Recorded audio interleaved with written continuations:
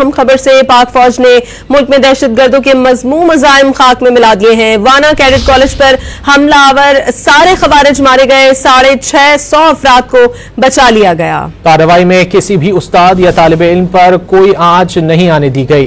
कामयाब ऑपरेशन पर शहरियों और तलबा ने पाक फौज को खिराज तहसीन पेश किया है।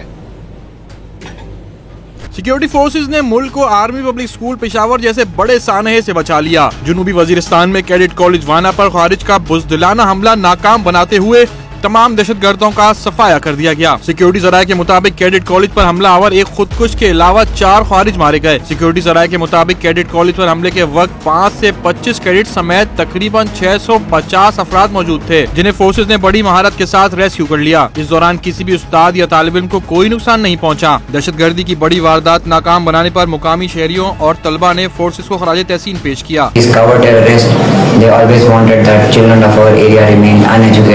They have tried another time and they have failed and they will always fail. Pakistan Zindabad, Pakistan Army Paindabad.